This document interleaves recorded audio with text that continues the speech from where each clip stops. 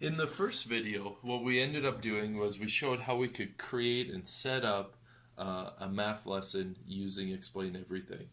Now in this second video, what I want to do is actually show you how we could actually create this math lesson and actually create the video.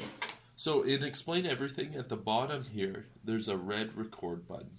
So what we're going to do is once we're ready, we're going to just click on the record button. And I'm going to use my voice to explain to students coordinate geometry and how we use the two numbers to find its spot here on a grid. So let's just press the record button and we'll just kind of quick go through this. So right now you can see that the number is increasing, and so my voice is being recorded here. I'm going to start with just using the black pen. And I would start off by saying something like, "Hi students, welcome to our video here on coordinate geometry." Coordinate geometry, what we're going to focus on today is ordered pairs. So I'm going to just write that word up here so you have it, ordered pairs. Now, an important thing here is pairs reminds us that there's two. So in this case, we're going to have two components to it, and the order of them matters greatly. So the first of the two numbers we're going to call x, and the second of the two numbers we're going to call y. So you can see here on the numbers that we've got over here that the first number is always our x number. So 2 here is our x, -2 here is our x, 2 in this ordered pair is our x, -2 in our ordered pair here is our x. Whereas our second number is always our y number. So 3 in this case, 3 here, -3, -3. So it's really important that the first number is our x, our second number is our y number.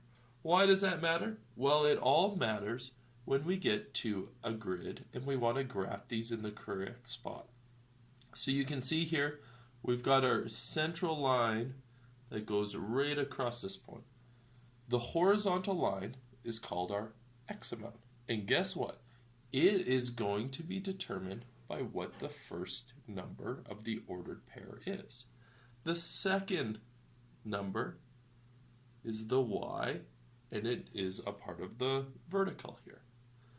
And it's going to be determined by what the second number is.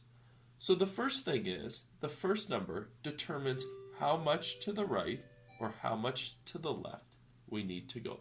So for this number here, so this is written in black ink, you can see our x value is 2. Positive 2 means we go 2 to the right, which would be right about there. The positive 3 tells us that it's 3 up. 1, 2, 3.